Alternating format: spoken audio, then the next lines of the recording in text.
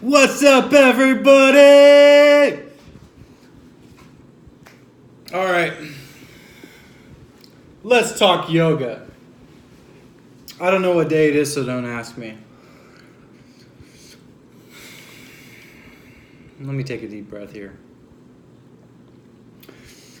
So, one subject of yoga I wanted to touch base on is Swadhyaya.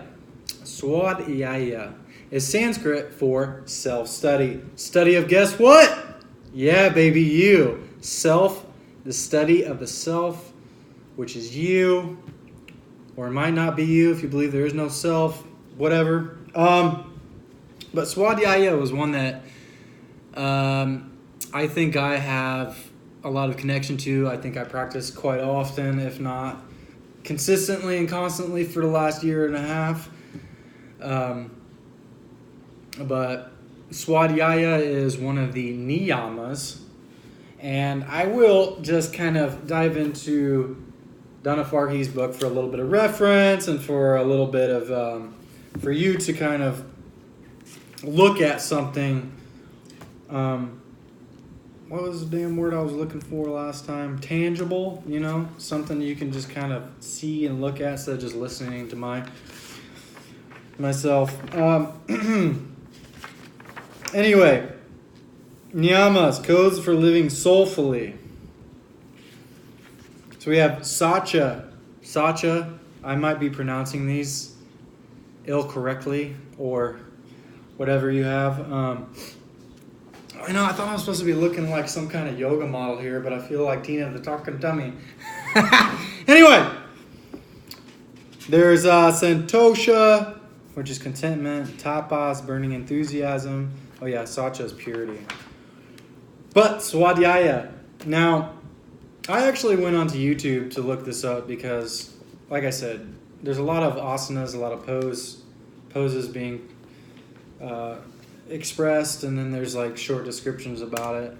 But if you go and look for some of these other yoga principles, I haven't done a lot of research, but when I went to YouTube and typed in Swadhyaya, I barely got anything.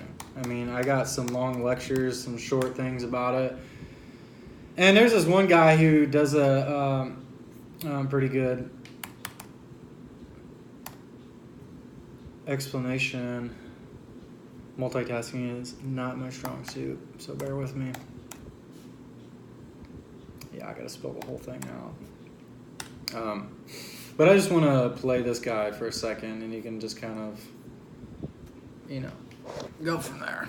So, can I turn this around? I don't know how to turn this around. I don't know if I can turn this around. See this guy? You to evolve. If it's helping you to become more free. And because of that, you never know what's going to help you. It might be something like a Sanskrit scripture on yoga, and it might be something like a novel. It might be a talk that you hear from someone that isn't even a spiritual teacher at all. You'll know in your heart, like with all of the inner yoga practices, Swadhyaya is about what's happening on the inside, even if you're taking input from somewhere else. Anyway, fuck, amateur hour. Excuse my language. This is rated G, right? I don't know. Anyway, that guy, he definitely helped me kind of touch base with Swadhyaya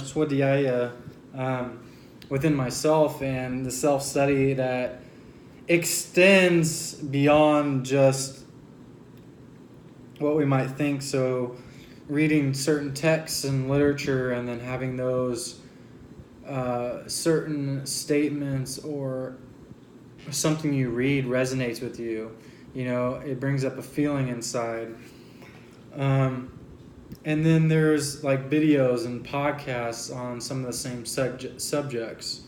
I listen to a lot of things. How would I explain this?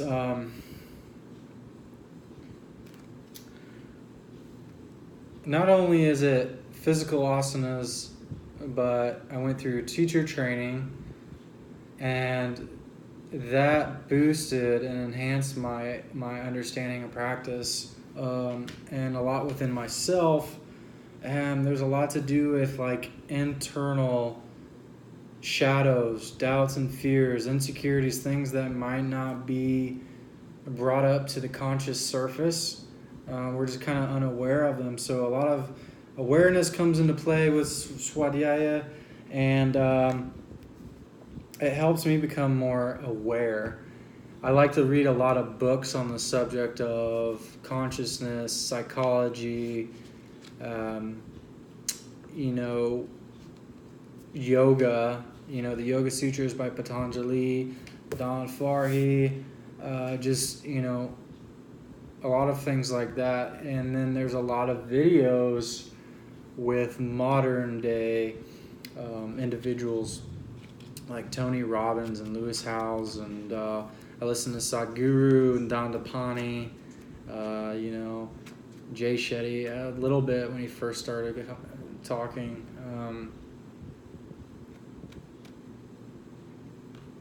I know there's some of my favorites. Not all of it's coming up to me right now, but anyway, that's kind of the idea.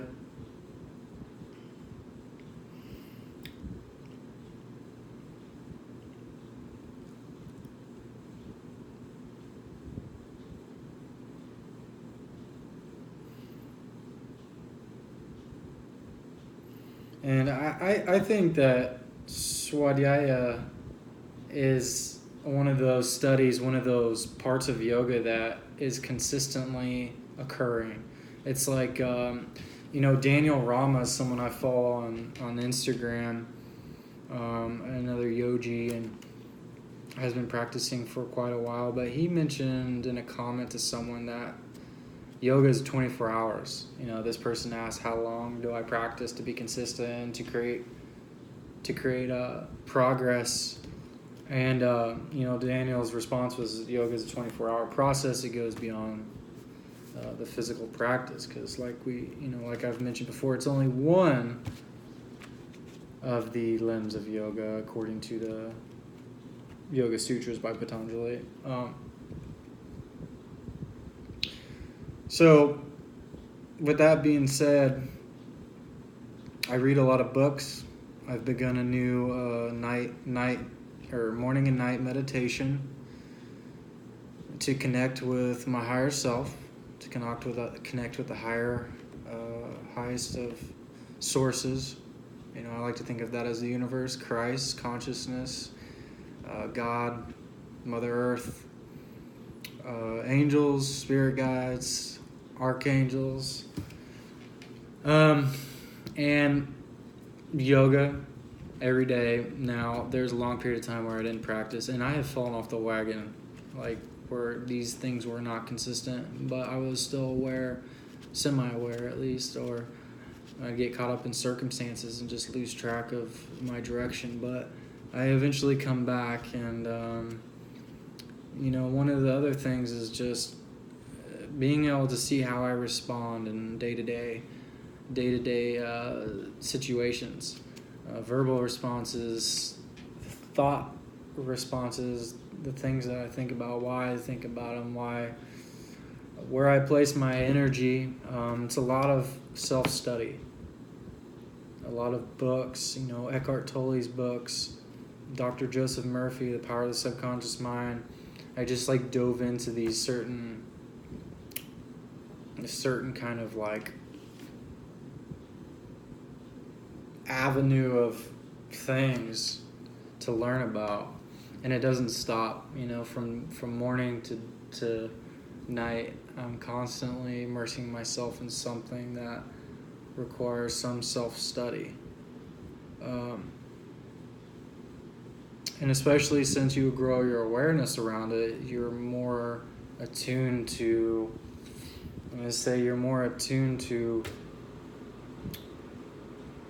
focusing on that Swadhyaya.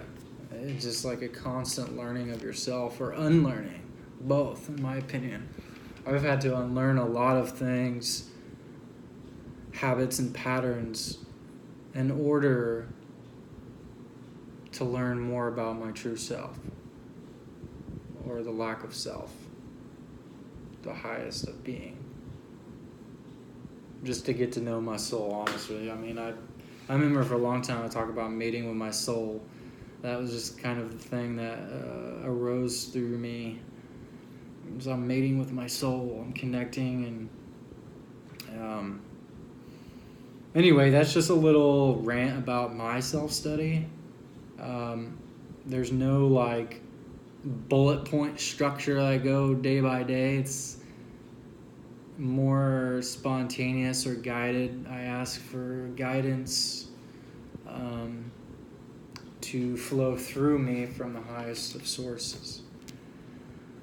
I ask Christ to flow through me, to guide me through the day, and therefore I will learn or unlearn the things necessary for the time being.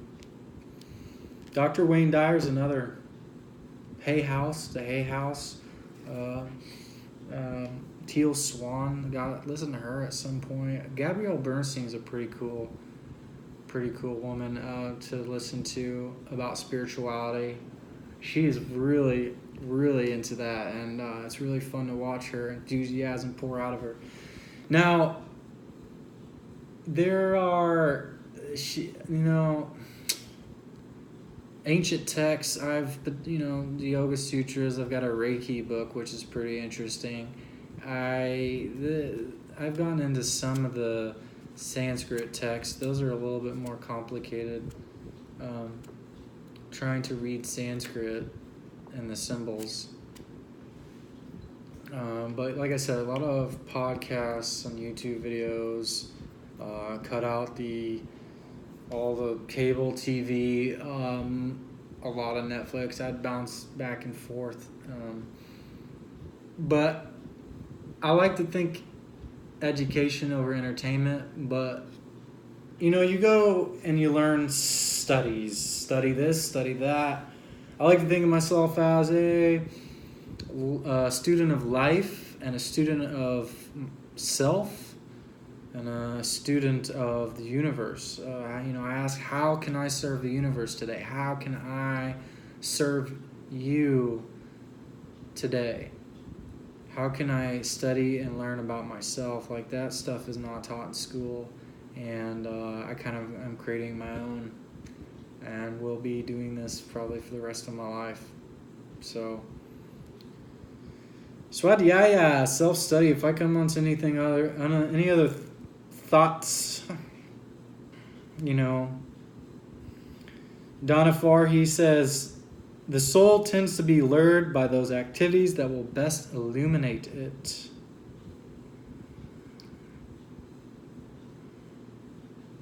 The soul tends to be lured by those activities that will best illuminate it. For me, that's this. And recently I learned cooking. I love cooking.